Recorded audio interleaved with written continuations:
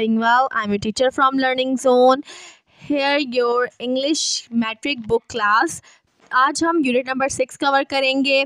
इसका नेम है my travel diary journey to the Gorakh hill station. इस चलें फिर स्टार्ट करते हैं.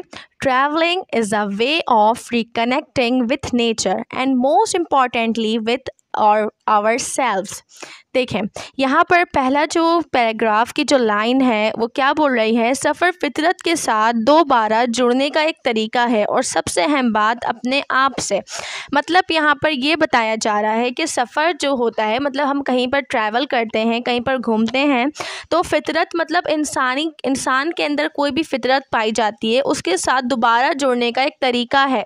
मतलब हम अपने अंदर के जो नेचर होता है ना, उससे मिलना चाहते हैं. जब हम ट्रैवलिंग करते हैं हम अपने आप को पहचानते हैं. जब हम कहीं घूमने जाते हैं कि हम किस तरह के हैं, हम क्या क्या कर सकते हैं कहीं जाकर, और सबसे अहम बात अपने आप से. देखें यहीं पर ये बात बोली जा रही है कि अपने आप को पहचानने का एक बहुत अच्छा ज़रिया है सफ़र करना. अब हम आगे चलते हैं. Knowing my love for travel, my parents broke the news 2 days before my birthday that the celebration would be held at the Gorakh Hill Station. सफ़र से मेरी मोहब्बत को जानते हुए मेरे वालिदैन मेरी सालगिरह से 2 दिन पहले ये ख़बर ब्रेक की कि गोरख हिल स्टेशन पर जश्न मनाया जाएगा. It is situated at an elevation of 5,690 feet from the sea level and is the highest summit and holiday resort in Sindh. ये सतह समुंदर की 5,690 की फीट की बुलंदी पर वाक़ है और सिंध में सबसे ऊंची चोटी और छुट्टियों का तफरीही मकाम है. I am sure you will enjoy reading my travel accounts of Gorakh Hills and appreciate how awesome they are. मुझे यकीन है कि आपको गोरख हिल्स के मेरी सफ़री अकाउंट्स को पढ़कर लुत्फ़अंदोज़ हो रहे होंगे और इसकी तारीफ़ करेंगे कि वो कितने शानदार हैं. और अब यहाँ से हमारा सेकंड पैराग्राफ स्टार्ट होता है. We started the journey at break of dawn in an air-conditioned bus. हमने सफ़र फजर के वक्त एक एयर कंडीशन बस में शुरू किया और फिर A group of 14 terrorists welcomed us and a glance made me realize that there were about 4 teenagers, which meant that the trip was likely to be fun.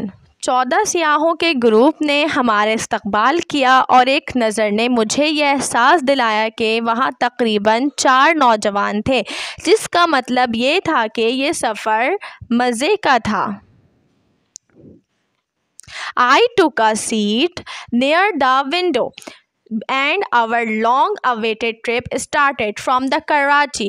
The guide explained the journey and the route we would be taking. मैं खिड़की के पास बैठ गया और कराची से हमारा तवील इंतज़ार का सफ़र शुरू हो गया. गाइडर ने इस सफ़र को रास्ते की वजाहत की जो हम इख्तियार करेंगे.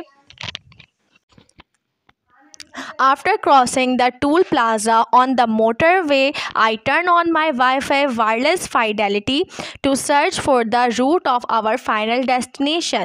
मोटरवे पर टोल प्लाजा अबूर करने के बाद मैंने अपनी आखिरी मंजिल के रास्ते की तलाश के लिए अपना वाईफाई ऑन किया.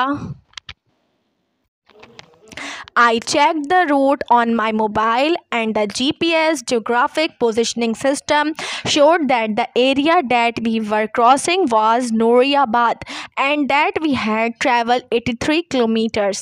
मैंने अपने मोबाइल पर रूट चेक किया और GPS से पता चला कि हम जिस इलाके को पार कर चुके हैं, क्रॉस कर चुके हैं, वो नूरियाबाद था और हमने 83 किलोमीटर का सफ़र तय किया था. Looking out of the window, I could see newly constructed housing schemes and smoke coming out from the factory chimneys. खिड़की से बाहर देखकर मुझे नई तामीर शुदा हाउसिंग स्कीम्स, फैक्ट्री की चिमनियों से धुआं निकलता नज़र आ रहा था. यहाँ पर हमारा पैरा कंप्लीट होता है. अब हम थर्ड पैरा की तरफ चलते हैं और हमारी सेकंड स्लाइड की तरफ चलते हैं. इसी के साथ साथ आप अभी तक अगर आपने हमारा चैनल सब्सक्राइब नहीं किया है तो ज़रूर उसको सब्सक्राइब करें, लाइक करें और शेयर करें। यह आपकी तरफ से एक प्यार होता है हमारे लिए, तो प्लीज़ सब्सक्राइब करें क्योंकि जैसे ही हमारी कोई न्यू वीडियो अपलोड हो तो आपके पास फ़ौरन से आ जाए। After traveling a little more, we crossed Jamshoro. On my right, I could see some glimpses of the mighty Indus. Some fishermen were laying nets to catch fish for the day. कुछ और सफ़र करने के बाद हमने Jamshoro cross किया। अपने दाई तरफ मैं ताकतवर सिंध की कुछ झलक देख सकता। कुछ माहीगीर दिन भर मछलियाँ पकड़ने के लिए जाल बिछा रहे थे। बच्चों, माहीगीर मतलब फ़िशरमैन, मतलब जो मछलियाँ पकड़ते हैं ना, तो उनको उर्दू में माहीगीर बोला जाता है। On the mobile application, I could see that the city of Hyderabad was right across the river. Mobile application पर मैं देख सकता था कि हैदराबाद शहर दरिया के बिल्कुल इस पार था। The guide announced the public address system that we would take a small detour and go to the Almanzar Hotel and on Kotri Barrage for a quick cup of steaming hot tea and parathas.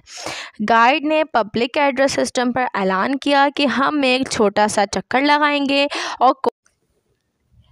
और तेज़ गरम चाय और पराठे के cup के लिए जाएंगे।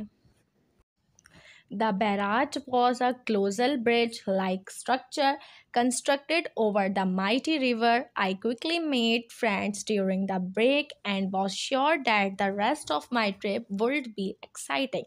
बैराज एक बड़े पुल की तरह का ढांचा था जो ताकतवर नदी पर बनाया गया था। मैंने वक्फे के दौरान जल्दी से दोस्ती कर ली और मुझे यकीन था कि मेरा बाकी सफ़र दिलचस्प गुजरेगा। अब यहाँ से हमारा 4th पैराग्राफ स्टार्ट होता है। On our next leg of the trip, we took the Indus Highway which runs along the right bank of the river Indus. सफ़र के अगले मरहले पर हमने इंडस हाईवे को लिया जो दरियाए सिंध के दाएं किनारे से गुजरती है। Cash crops are grown in this region. I could spot blocks as well as tractors being used for farming. इस खत्ते में नकद आवर फसलें की काश्त की जाती है। मैं बैलों के साथ साथ ट्रैक्टर भी देख सकता हूँ जो काश्तकारी के लिए इस्तेमाल होते हैं। उम्मीद है कि बच्चों अभी तक आपको ये चैप्टर समझ में आ रहा होगा। ये एक एक्साइटिंग स्टोरी है। यहाँ पर एक ट्रैवलिंग के बारे में बताया जा रहा है कि ट्रैवलिंग डायरी हमारे चैप्टर का नेम है जैसे कि, और वो बर्थडे पे अपनी घूमने गया हुआ है तो वो उसका मंजर बयान कर रहा है। The bus rumbled on and soon the guide announced that we would be reaching Sehwan in a while, where we would be breaking our journey for a quick visit to the shrine of Lal Shehbaz Qalandar, a highly revered Sufi saint. बस चल पड़ी और जल्दी से guider ने ऐलान किया कि हम कुछ ही देर में सहवन पहुंच जाएंगे जो सहवन शरीफ होती है उसके बारे में यहाँ बात हो रही है। सहवन पहुंच जाएंगे जहां हम एक इंतहाई काबिल एहतराम सूफ़ी बुज़ुर्ग लाल शहबाज कलंदर के मज़ार पर फौरी दौरा करने के लिए अपना सफ़र ख़त्म करेंगे। This visit was an incredible experience as people from all walks of life come to the saint's shrine to pay homage. ये दौरा एक नाकाबिले यकीन तजुर्बा था क्योंकि ज़िंदगी के तमाम शोबों से ताल्लुक़ रखने वाले लोग सुन्नत के मज़ार पर ख़िराज अक़ीदत पेश करने आते हैं। It is commonly believed that a visit to this shrine can provide healing for all types of illness. आम तौर पर यह ख्याल किया जाता है कि इस मज़ार पर जाने से हर किस्म की बीमारियों से शिफा मिल सकती है। The spiritual atmosphere, the aromatic fragrance of incense and red roses and the colorful spreads took me to another world. रूहानी माहौल और सुर्ख गुलाबों की महकती खुशबू और रंगीन फैलाव मुझे और किसी और दुनिया में ले गया। मतलब इसका यहाँ पे बोलने का ये मतलब है कि जो इतनी अच्छी खूबसूरत सी खुशबू आ रही थी तो उसको ऐसा महसूस हुआ कि वो अलग दुनिया में आ गया है। बच्चों यहाँ से अब हमारा 5वां पैराग्राफ स्टार्ट होता है। So let's see. Our final destination was of course the Gorakh hills which was a good 4 hours from 7. On leaving 7 we were served lunch in nicely packed lunch boxes on the bus. हमारी आखिरी मंजिल यकीनन गोरख पहाड़ी थी जो 7 से 4 घंटे की मुसाफत पर थी। 7 से रवाना होने पर हमें बस में अच्छी तरह से भरे लंच बॉक्स मिले जो दोपहर का खाना पेश किया गया था। The lunch comprised spicy fish caught from the Manchar Lake which was situated close to 7. दोपहर के खाने में मंछर झील से पकड़ी गई मसालेदार मछलियां शामिल थीं जो कि 7 के करीब वाक़ा थी। We washed it down with fresh, refreshing sugarcane juice supplied in disposable glasses. The tour operator had arranged the lunch from 7. हमने इसे ताज़गी बख्श गन्ने के रस से धोया जो डिस्पोजेबल शीशों में फ़राहम किया गया था। टूर ऑपरेटर ने 7 से लंच का इंतज़ाम किया था। उम्मीद है कि बच्चों आपको यहाँ तक स्टोरी समझ में आ रही होगी अच्छी तरह से। यहाँ पर ये स्टोरी है कि मतलब जो बच्चा है उसकी पेरेंट्स ने उसके लिए बर्थडे अरेंज करी है। कहाँ पर अरेंज करी है? गोरख हिल्स में अरेंज करी है। तो ये हमारा MCQs भी आ सकता है कि जो मतलब जिसकी बर्थडे थी तो वो कहाँ पर अरेंज की गई थी? तो वो गोरख हिल्स में अरेंज की गई थी जो कि कितने किलोमीटर के फासले से कितना फीट ऊपर है? 5630 ऊपर, मतलब उसकी फीट की ऊंचाई है। ये भी पूछ सकते हैं। और ये कहाँ कहाँ पर कौन कौन सी जगह पर इसने मतलब इसकी बस रुकी थी, ये भी MCQs में आपसे पूछा जा सकता है। और लाल शहबाज कलंदर का कहाँ पर मज़ार है, ये भी MCQs में आ सकता है कि 7 शरीफ में मज़ार है। और ये भी पूछा जा सकता है कि 7 शरीफ में किसका मज़ार है, तो आप ये भी लिख सकते हैं कि ये MCQs में ये भी आ सकता है कि कहाँ पर मज़ार है तो किसका मज़ार है। तो आप बड़े सूफी सैंड लाल शहबाज कलंदर का मज़ार है, ये भी आपका MCQs आ सकता है और ये अच्छी तरह से याद रखिएगा। अब आगे चलते हैं नेक्स्ट पैराग्राफ की तरफ जो कि है हमारा पैराग्राफ नंबर 6। सो स्टूडेंट्स यहाँ से हमारा पैराग्राफ नंबर 6 स्टार्ट होता है। The guide and the driver warned us in advance that the comfort of the bus drive would soon be over. Guide और ड्राइवर ने हमें पहले ही खबरदार कर दिया था कि बस ड्राइवर का आराम जल्दी ख़त्म हो जाएगा।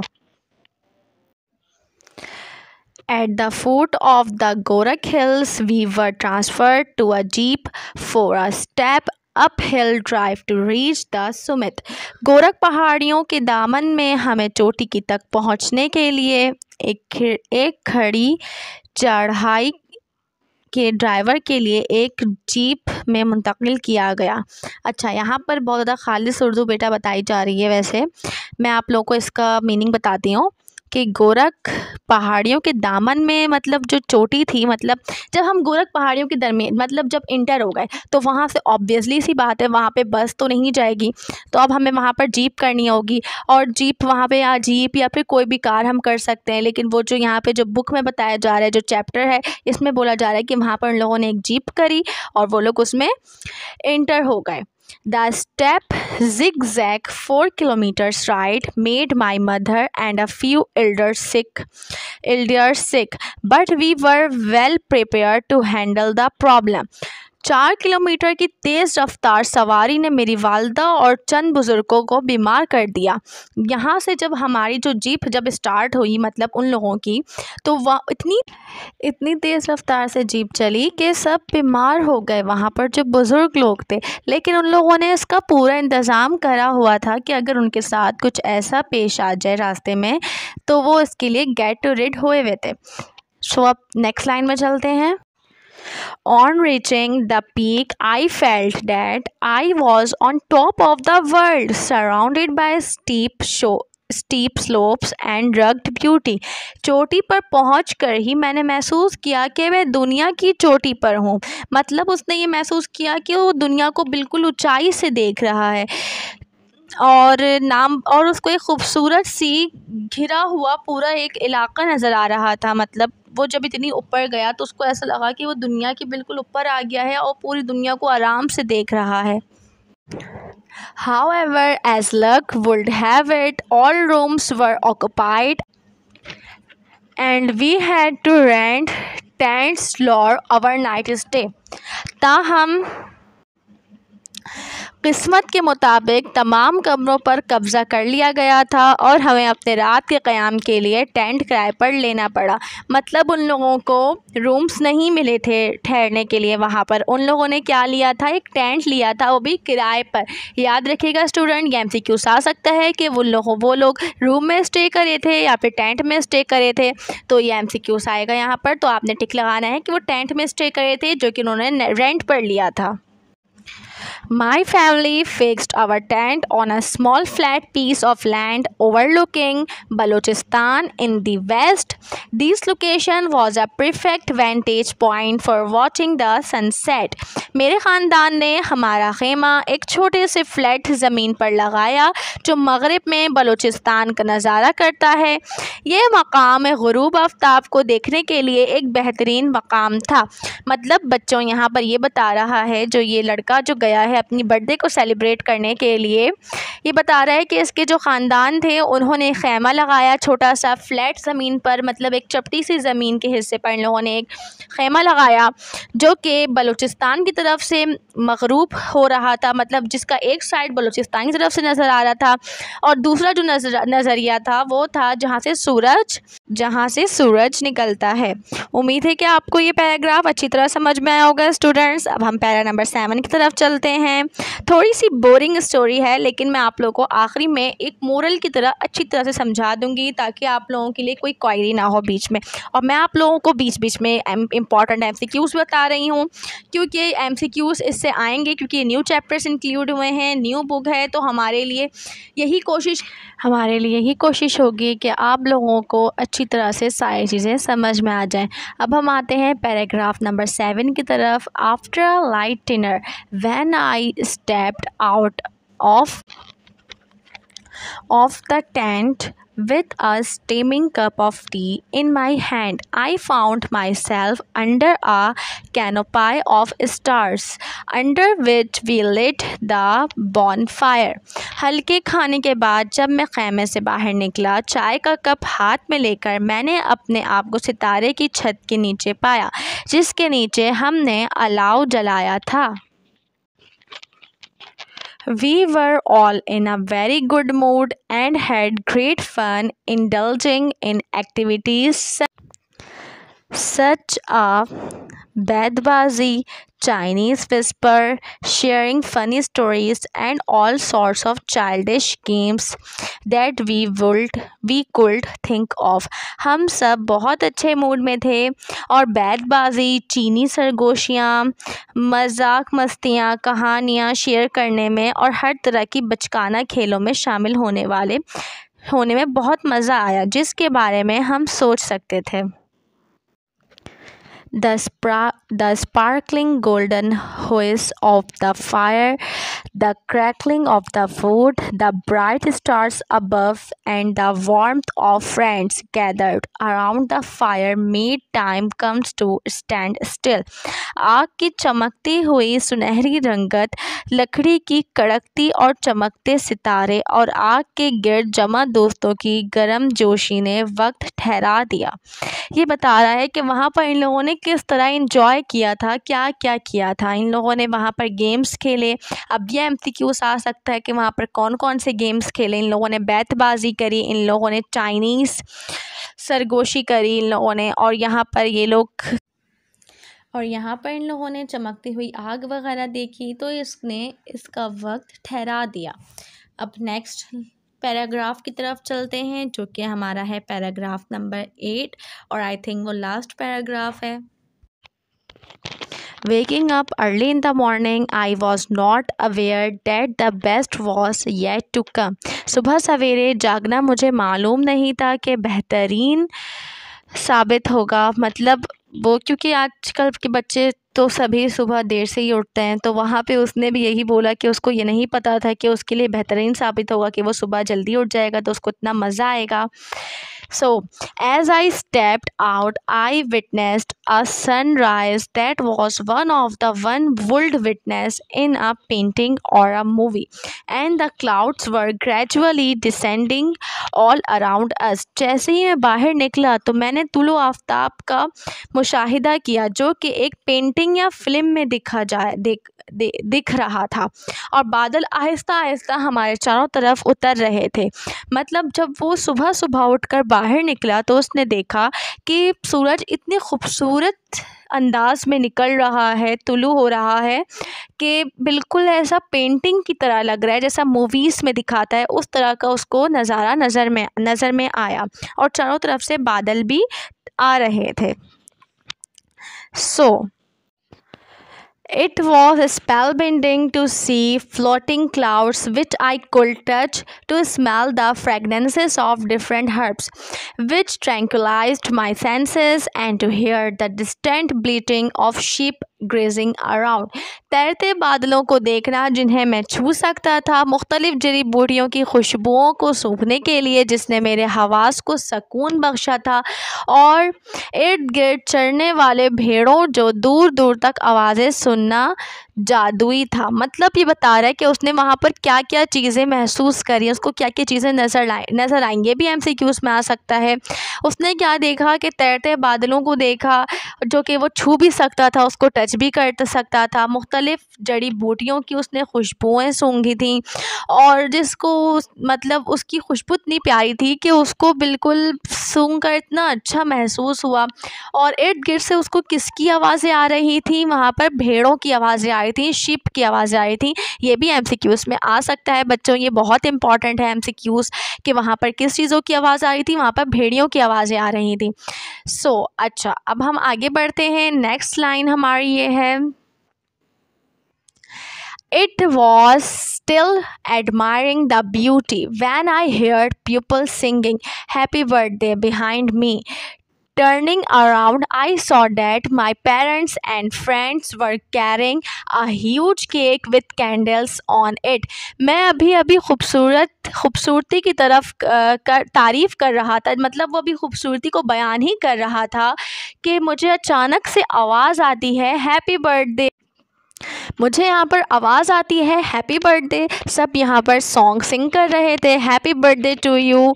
जहाँ पर मेरे वालिदैन भी मौजूद थे और मेरे दोस्त भी थे जिनके हाथ में एक बड़ा सा केक था। उन लोगों ने मेरे लिए एक बड़ा सा केक लाया हुआ था। मतलब मैं आप लोगों को अच्छी तरह समझा दे रही हूँ। जब ये सब चीज़ों का नज़ारा कर रहा था और तारीफ़ बयान कर रहा था, उसको अचानक से एक आवाज़ सुनाई देती है जो कि उसकी हैप्पी बर्थडे की आवाज़ होती है। कौन उसको हैप्पी बर्थडे विश कर रहा था? उसके पेरेंट्स और उसके फ्रेंड्स।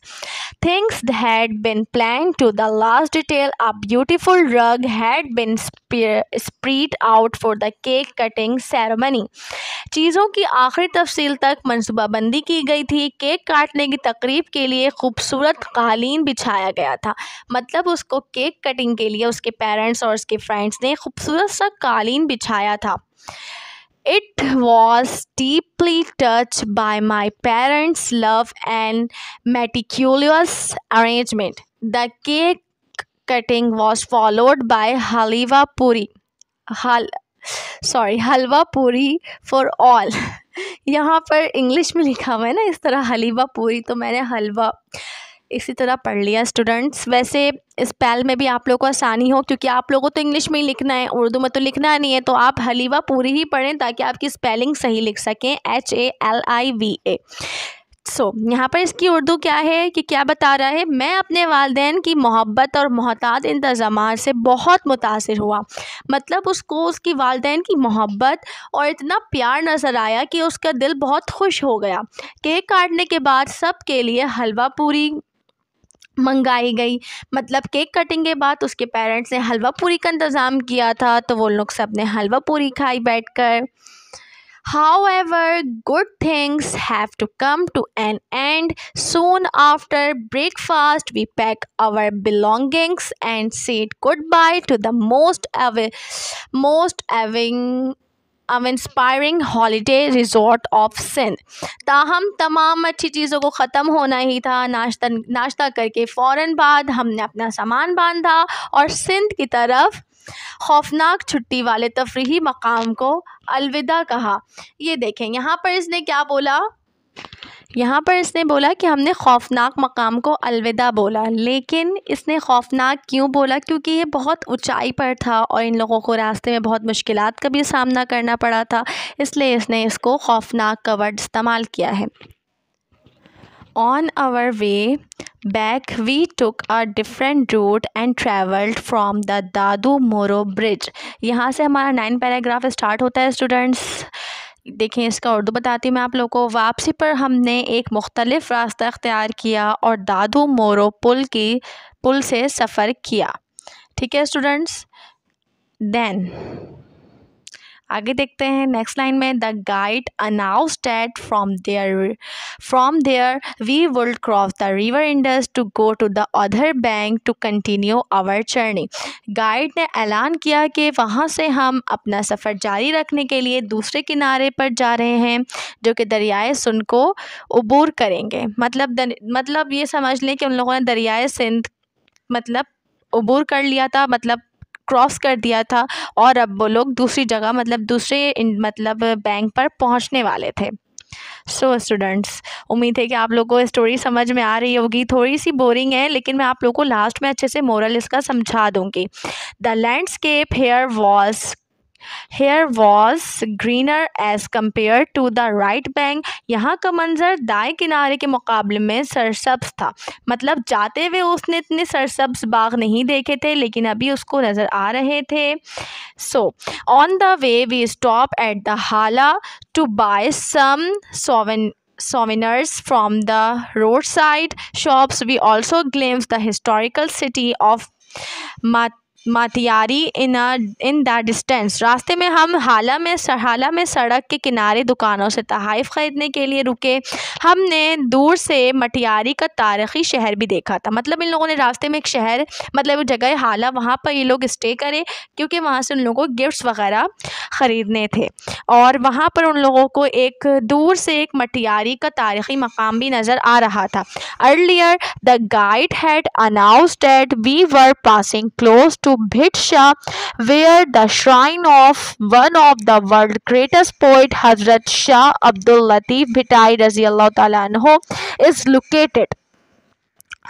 इससे कबल गाइड ने ऐलान किया था कि हम बिडशाह के करीब से गुजर रहे हैं, जहां दुनिया के अजीम शायरों में से एक हजरत शाह अब्दुल लतीफ़ भट्टाई रहमतुल्लाह अलैह का मज़ार है। मतलब वहाँ पर जो गाइड था उसने ऐलान कर दिया था। अच्छा बच्चों, याद रखिएगा ये MCQs में आ सकता है। जाते हुए लोग कहाँ ठहरे थे? 7 शरीफ में रुके थे। और वापसी में इन लोगों को क्या पता चला कि यहाँ पर भिट शाह का मज़ार है, शाह अब्दुल लतीफ़ भट्टाई का, जो कि बहुत बड़े पोइट हैं। और वो जो लाल शहबाज कलंदर है वो बहुत बड़े सेंट हैं। Finally we cross through the city of Hyderabad and reach the motorway on which we had travelled the day before from Karachi. आखिरकार हम हैदराबाद शहर से गुजरकर मोटरवे पर पहुंचे, जिस पर हम कराची से एक दिन पहले सफ़र कर चुके थे। स्टूडेंट्स, यहाँ से अब हमारा लास्ट पैराग्राफ स्टार्ट होता है, means paragraph number 10। So this journey gifted me with new friends, abundant excitement and fun. Overall, it was once in a lifetime experience. इस सफ़र ने मुझे नए दोस्तों, भरपूर जोश व खरोश और तफरी से नवाजा। मजमूई तौर पर ये 1001 बार ज़िंदगी भर का तजुर्बा था। मतलब ये बता रहा है कि इसको इस जर्नी ने बहुत खुश किया, इसको नए दोस्त मिले, इसने बहुत मस्तियाँ करी और इसको एक तफरीही मकाम भी मिला था जाने के लिए, और इसकी बर्थडे भी थी, इसने बर्थडे में केक भी काटा था। So how true was How true was Ibn Battuta when he said that travel leaves you speechless and then turns you into a storyteller? Ibn Battuta की बात कितनी दुरुस्त थी जब इसने कहा था कि सफ़र को आपको गुनगुना बता देता है और फिर आपको कहानी सुनाने वाला बना देता है। सो स्टूडेंट्स, यहाँ पर इस स्टोरी ने हमें क्या सबक सिखाया है? ये एक ट्रैवल पर स्टोरी थी। इस चैप्टर का नाम ही था अ ट्रैवल डायरी।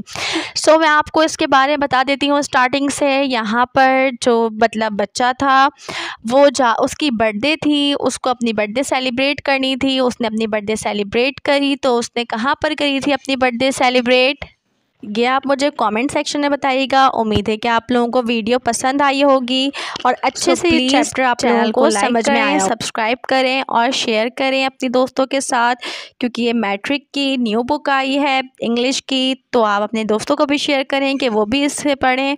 और अगर वीडियो पसंद आए तो उसको लाइक ज़रूर करिएगा और सब्सक्राइब भी करिएगा। अपना ख्याल रखिएगा बहुत सारा। जब तक के लिए अल्लाह हाफ़िज़।